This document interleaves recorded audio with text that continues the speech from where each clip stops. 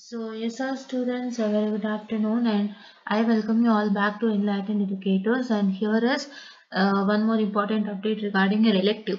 So, ತುಂಬಾ ಜನ ನನ್ನ ಸ್ಯಾಟಲೈಟ್ ಅಂಡ್ ಆಪ್ಟಿಕಲ್ ಕಮ್ಯುನಿಕೇಶನ್ ಬಗ್ಗೆನೇ ಕೇಳ್ತಿದ್ರಿ.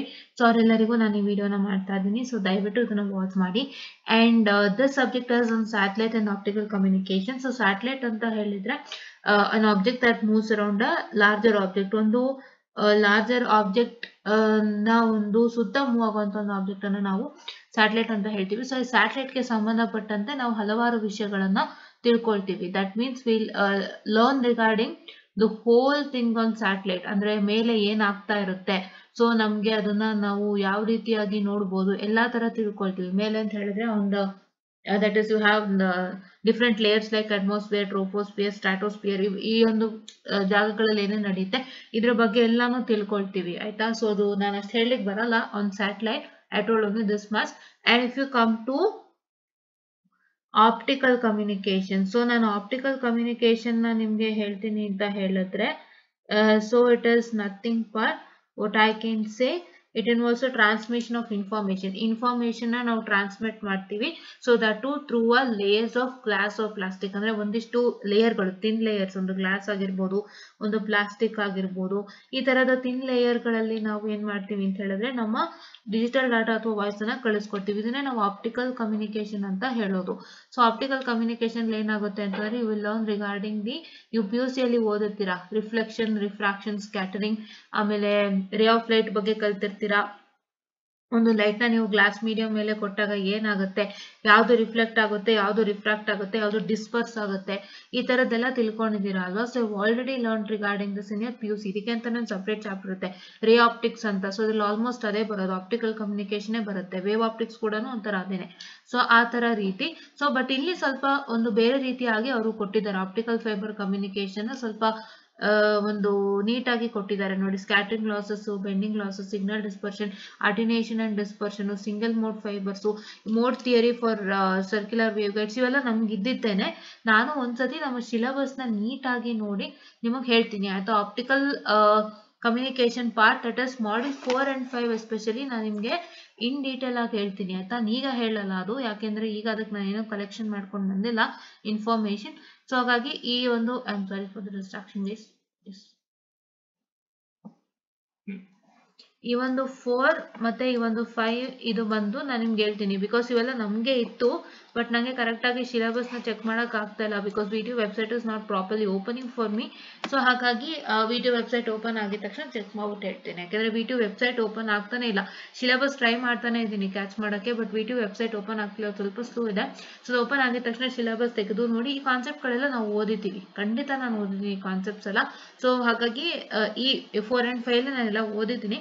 ಸೊ ಹಾಗಾಗಿ ನಾನು ಹೇಳ್ತೀನಿ ಏನೇನು ಇಂಪಾರ್ಟೆಂಟು ಏನಲ್ಲ, ಯಾವ ಕ್ವಶನ್ ಪೇಪರ್ ಓದಬೇಕು ಅಂತ ಇದಕ್ಕೆ ಸಪ್ರೇಟ್ ವಿಡಿಯೋ ಮಾಡೋಣ. ಬಟ್ ಈಗ ಸದ್ಯಕ್ಕೆ let's come to satellite communication. ಏನು ಓದಬೇಕು?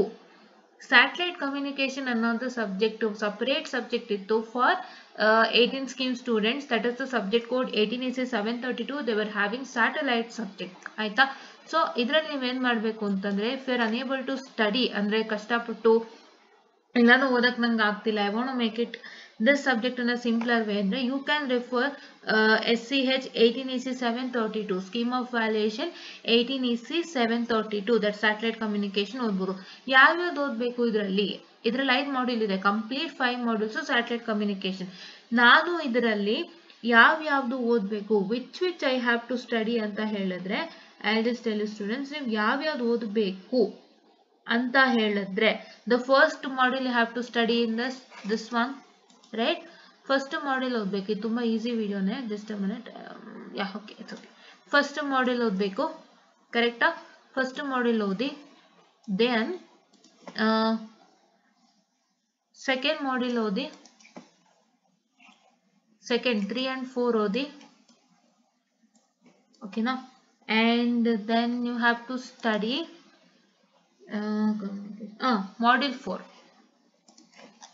ಮಾಡ್ಯೂಲ್ 3 ಬೇಡ, ನಾನು ಗುರ್ತು ಹಾಕೊಡ್ತೀನಿ, ಬೇರೆ ಕಲರಲ್ಲಿ ಗುರ್ತು ಹಾಕಿರೋದು ಬೇಡ ಅಂತ, ರಾಂಗ್ ಮಾರ್ಕ್ ಹಾಕಿರೋದಂತೂ ಬೇಡಿಕೆ ಬೇಡ, ಓಕೆನಾ. Not this too, yeah, you have to study this one, right? This module 4, okay na. Module 5 is also not needed. Module 5 ಬೇಕಿಲ್ಲ. ಓಕೆನಾ? What would you have to study? You have to study Module 1. Module 1 you have to study. Module 2 you have to study and Module 4 you have to study. ಇಷ್ಟನ್ನ ಓದ್ಕೊಳ್ಳಿ. Same syllabus ಇದೆ ಆಯ್ತಾ, ಅಚ್ಚೊತ್ತದಂಗಿದೆ syllabus, same syllabus ಇದೆ. So ದಯವಿಟ್ಟು ನೀವು ಇಷ್ಟನ್ನು ಓದ್ಕೊಳ್ಳಿ. ಇದೇ ತರ ಎಷ್ಟು ಕ್ವೆಶ್ಚನ್ ಪೇಪರ್ ಸಿಗುತ್ತೆ? You will get this 1 2 3 4 question papers ಸಿಗುತ್ತೆ. And if you come to 17 EC 755 ಇದು ಕೂಡ ಸ್ಯಾಟಲೈಟ್ ಕಮ್ಯುನಿಕೇಶನ್ 17 ಸ್ಕೀಮ್ ಮಕ್ಕಳಿಗಿದ್ದಂಥದ್ದು. ಸೊ ಹಾಗಾಗಿ ಈ ಸ್ಯಾಟಲೈಟ್ ಕಮ್ಯುನಿಕೇಶನ್ ಅಲ್ಲಿ ನೀವೇನ್ ಮಾಡ್ತೀರಪ್ಪ ಅಂತ ಹೇಳಿದ್ರೆ ಇದರಲ್ಲೂ ಕೂಡ ಅದು same thing. You have to study Module 1 2 and 4, right? 3 ಬೇಡ, Module 1 2 and 4 ಓದ್ಕೊಳ್ಳಿ. ಅಲ್ಲಿ mark it so that you won't get confused. Module 1, Module 2 complete, Module 4 complete. ಇಷ್ಟನ್ನ ಓದ್ಕೊಳ್ಳಿ. ಜೊತೆನಲ್ಲಿ ನೀವೇನ್ ಮಾಡ್ತೀರಾ ಅಂತ ಹೇಳಿದ್ರೆ what is that you have to do? What is that you have to do is you have to start studying your question papers. ನಿಮ್ಮ internal question paper ಏನೇನು ಕೊಟ್ಟಿದ್ರು for your satellite communication part, so that one you have to study. ಅದನ್ನು ಓದ್ಕೋಬೇಕು ಆಯ್ತಾ? ಅದಷ್ಟನ್ನು ಓದ್ಕೊಳ್ಳಿ. and if there is anything missing, ನೀವು ಓದುವಾಗ first syllabus ಗೊತ್ತಾಕೊಳ್ಳಿ. ಇಲ್ಲಿದೆ ಅಲ್ವಾ? ಸೊ ಯಾವ್ದಾದ್ರು ಒಂದು ಟಾಪಿಕ್ ಮೇಲೆ ಕ್ವಶನ್, ಈ ಟಾಪಿಕ್ ಮೇಲೆ ಕ್ವಶನ್ ಬಂದಿದೆ ಅಲ್ಲಿ ಟಿಕ್ ಹಾಕೊಳ್ಳಿ. ಸೊ ಅಲ್ಲಿಗೆ ಈ ಟಾಪಿಕ್ ಮೇಲೆ ಕ್ವಶನ್ ಬಂದಿತ್ತು, ನೀವು ಓದಿದ್ರಿ ಅಂತ. ಸೊ ಅದೇ ತರ ಎಲ್ಲದಕ್ಕೂ ಟಿಕ್ ಹಾಕೊಳ್ಳಿ. Say for example I tick all this, I tick few of the topics here. Okay, yeah, okay, wait a minute guys. ನಾನು ಈ ತರನು ಟಿಕ್ ಮಾರ್ಕ್ ಹಾಕೊಂಡಿದ್ದೀನಿ. ಸೊ ಇವಾಗ ನನಗೆ ಇಲ್ಲಿ ಯಾವ ಟಿಕ್ ಮಾರ್ಕ್ ಹಾಕಿಲ್ಲ ನೋಡ್ಕೊಳ್ಳಿ. This is not tick mark, this one is not tick mark, this is not, and this is not, and this is not. ಇವೆಲ್ಲ ಬಿಟ್ಟೋಗಿತ್ತು ಅಂದ್ರೆ ಇವನ್ನೆಲ್ಲ ನೀವೇನ್ ಮಾಡ್ತೀರಪ್ಪ ಅಂತ ಹೇಳಿದ್ರೆ ಓದ್ಕೊಳಕ್ ಸ್ಟಾರ್ಟ್ ಮಾಡ್ತೀರಾ.